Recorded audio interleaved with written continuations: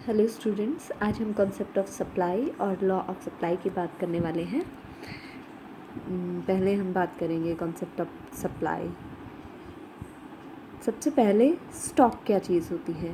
Stock वो total quantity होती है जो किसी टाइम पर किसी सेलर के पास अवेलेबल होती है मार्केट में, उसको हम स्टॉक कहते हैं।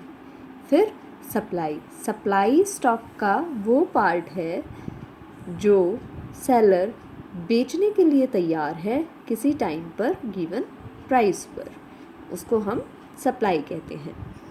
तो क्वांटिटी सप्लाइड एक और टर्म है। क्वांटिटी सप्लाइड का क्या मतलब है? वो पर्टिकुलर क्वांटिटी गुड की जो किसी पर्टिकुलर प्राइस पर सेलर बेचना चाहता है, और सप्लाई यानी कि डिफरेंट क्वांटिटीज़ प्रोड्यूसर जो बेचना चाहता है डिफरेंट पॉसिबल प्राइसेस पर। तो क्वांटिटी सप्लाइड और सप्लाई में डिफरेंस है। क्वांटिटी सप्लाइड के लिए हम बात करते हैं कि वो एक सिंगल क्वांटिटी जो किसी सिंगल प्राइस पर सेलर बेचना चाहता है वो क्वांटिटी सप्लाइड कहलाती है, जबकि डिफरेंट गिवन प्राइसेस पर eight a given period of time seller जो डिफरेंट क्वांटिटीज़ सेल करना चाहता है उसको हम सप्लाई कहते हैं। Supply schedule and supply curve. Supply schedule क्या होता है? एक टेबल होती है। किस तरह की टेबल होती है? जो डिफरेंट क्वांटिटीज़ दिखाती है जो सेलर बेचेगा डिफरेंट प्राइजेस पर। ये इंडिविजुअल भी हो सकती है और मार्केट शेड्यूल भी हो सकता है। पहले हम इंडिविजुअल सप्लाई शेड्यूल की बात करेंगे। वो सप्लाई शेड्यूल टेबुलर फॉर्म में दिखाएगा different quantities of a commodity जो कि इंडिविजुअल प्रोड्यूसर बेचना चाहता है डिफरेंट प्राइसेस पर। तो ये इंडिविजुअल सप्लाई शेड्यूल है। यहाँ इस कॉलम में हमने प्राइस लिया है आइसक्रीम का, इस कॉलम में हमने क्वांटिटी ली है। 5 रुपये यदि प्राइस है आइसक्रीम का, तो कोई प्रोड्यूसर और सेलर है वो कोई भी क्वांटिटी आइसक्रीम की नहीं बेचना चाहता। यदि प्राइस बढ़कर 10 रुपये हो जाता है तो वो 10 आइसक्रीम्स बेचने को तैयार है। 15 रुपये पर 20 आइसक्रीम और 20 रुपये पर 30 आइसक्रीम बेचने को तैयार है। अब जैसे जैसे हम इस टेबल में देख सकते हैं किसी चीज़ का, यानी कि यहाँ पर जो आइसक्रीम ली है प्राइस इंक्रीज़ होता जा रहा है, वैसे वैसे वो प्रोड्यूसर की क्वांटिटी भी इंक्रीज़ होती जा रही है। यानी कि प्राइस इंक्रीज़ होने पर कोई भी प्रोड्यूसर और सेलर अपनी ज़्यादा क्वांटिटीज़ को सेल करना चाहता है। फिर है market supply schedule. Market supply schedule कैसे बनेगा? एक टेबल होगी जो किस चीज़ को दिखाती है? Total quantity of a commodity. एक कमोडिटी की कितनी टोटल क्वांटिटी है जो सारे के सारे प्रोड्यूसर्स बेचना चाहते हैं at different prices at a given period of time. तो हम यहाँ टेबुलर फॉर्म में देख सकते हैं, यहाँ मार्केट सप्लाई शेड्यूल दिखाया गया है। हम मानकर चलते हैं दो ही सेलर्स और प्रोड्यूसर्स मार्केट में हैं, ए और firm B. Price 5 to 20 ice cream का। 5 रुपीज़ पर जो ए है वो 0 आइसक्रीम बेचना चाहता है, बी भी 0 आइसक्रीम बेचना चाहता है। तो मार्केट का कैसे बनेगा? ए प्लस बी यानी कि 0। 10 रुपये पर आपका जो ए फर्म है वो 10 आइसक्रीम बेचना चाहता है, जबकि 10 रुपये पर बी फर्म केवल 5 आइसक्रीम बेचना चाहता है। तो मार्केट में कितनी डिमांड है? 10 ए की प्लस 5 बी की, टोटल 15 आइसक्रीम की। 15 रुपये पर ए 20 आइसक्रीम बेचना चाहता है, जबकि बी 10 आइसक्रीम बेचना चाहता है। तो 15 रुपये पर मार्केट में टोटल सप्लाई कितनी हुई? 20 + 10 30 आइसक्रीम। 20 रुपये पर ए फर्म 30 आइसक्रीम बेचती है, बी फर्म 20 आइसक्रीम बेचती है, टोटल 30 + 20 50 आइसक्रीम्स की सप्लाई हो रही है मार्केट में। तो मार्केट सप्लाई क्या है? सिंपली टोटल किया जाता है सप्लाई ऑफ कमोडिटीज़ का by the producers in the market. अब इसी चीज़ को हम क्या कर सकते हैं? कर्व के थ्रू दिखा सकते हैं। कर्व क्या होता है? एक ग्राफिकल रिप्रेजेंटेशन होता है जो सप्लाई शेड्यूल को ग्राफ के फॉर्म में दिखाता है। तो पहले इंडिविजुअल सप्लाई कर्व की बात करेंगे जो इंडिविजुअल के लिए बनाया जाता है। जैसे कि हमने लास्ट टेबल में देखा था, 5 रुपये जब प्राइस था आइसक्रीम का फर्स्ट टेबल जो हमारी थी, 5 रुपये पर कितनी आइसक्रीम वो कंज्यूम करना, कितनी आइसक्रीम बेचना चाहता है, 0। 10 रुपये पर कितनी आइसक्रीम बेचना चाहता है, 10। 15 रुपये पर कितनी आइसक्रीम बेचना चाहता है, 20। 20 रुपये पर कितनी आइसक्रीम बेचना चाहता है, 30। तो इस तरीके से हम डिफरेंट पॉइंट्स मार्क कर सकते हैं, और इन पॉइंट्स को जब आप ज्वाइन करेंगे तो आपके पास आ जाएगा इंडिविजुअल के लिए सप्लाई कर्व। इसी तरीके से मार्केट का सप्लाई कर्व निकल सकता है, जो कि अपने आप में क्या होगा, हॉरिजॉन्टल समेशन होगा इंडिविजुअल सप्लाई कर्व्स का। पहले हम ए का सप्लाई कर्व बनाएंगे, फिर हम बी का सप्लाई कर्व बनाएंगे, उससे हमें मार्केट का सप्लाई कर्व मिलेगा।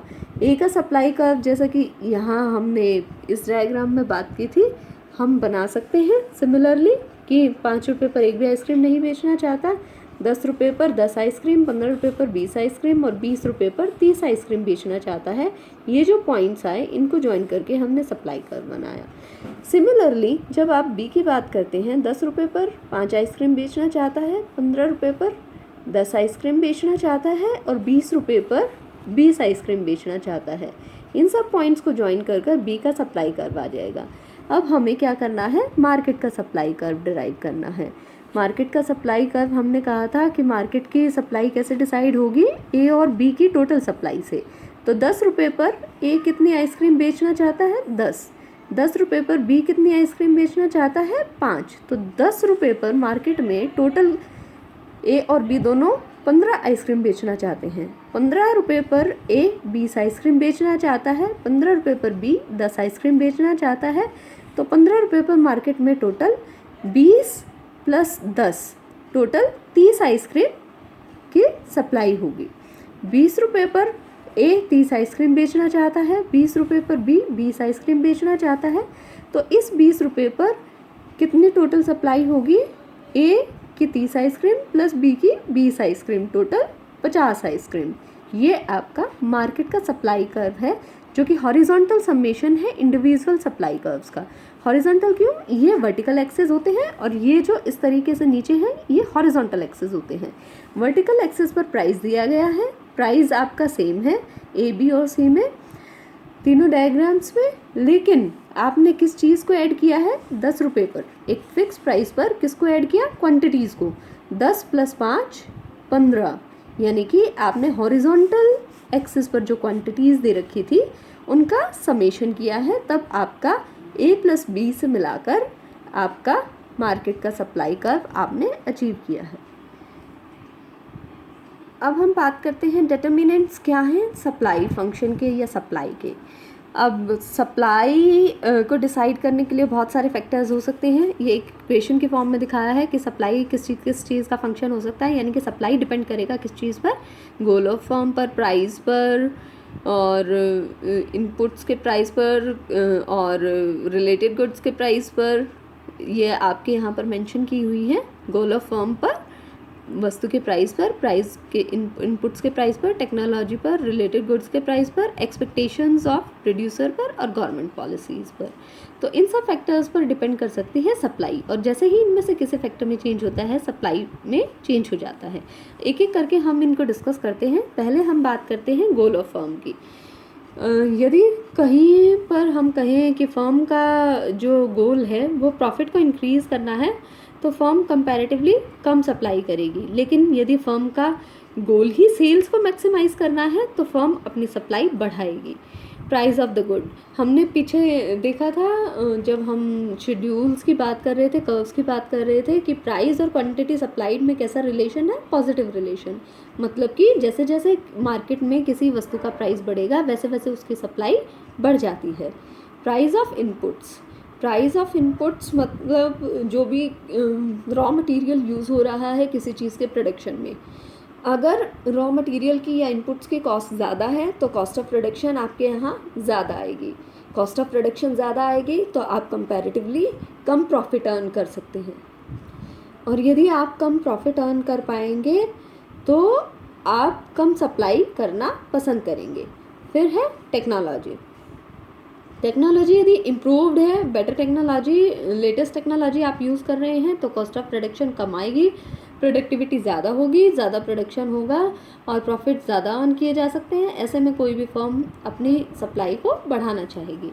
Next point of yours is price of related goods.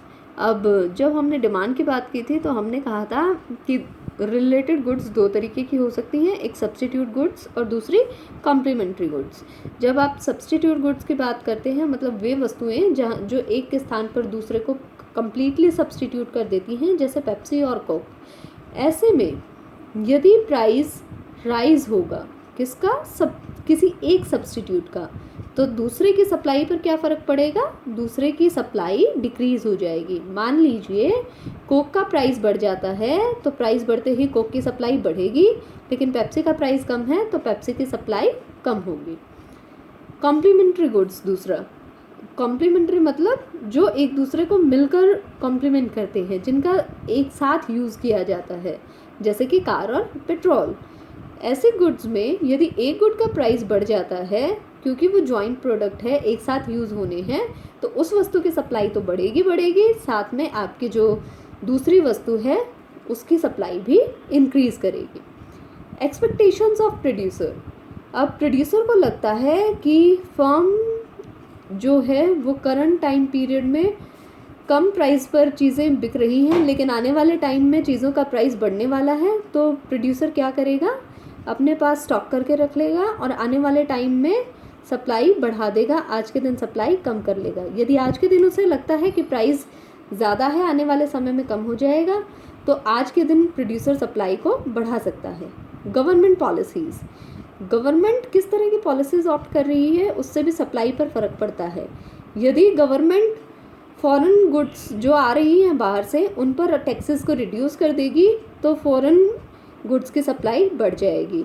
इसी तरीके से साइमल्टेनियसली यदि आपकी गवर्नमेंट टैक्सेस को रिड्यूस कर देती है गुड्स प्रोड्यूस होने वाली पर, तो कॉस्ट ऑफ प्रोडक्शन कम हो जाती है प्रोड्यूसर के लिए, और प्रोड्यूसर के लिए कॉस्ट ऑफ प्रोडक्शन कम होगी, प्रॉफिट ज़्यादा होंगे, तो प्रोड्यूसर ज़्यादा सप्लाई करेगा। और यदि गवर्नमेंट सब्सिडी दे देती है, इसका मतलब गवर्नमेंट हेल्प कर रही है इकोनॉमिक रूप से प्रोड्यूसर को, जिससे प्रोड्यूसर ज़्यादा सप्लाई करेगा। Thank you.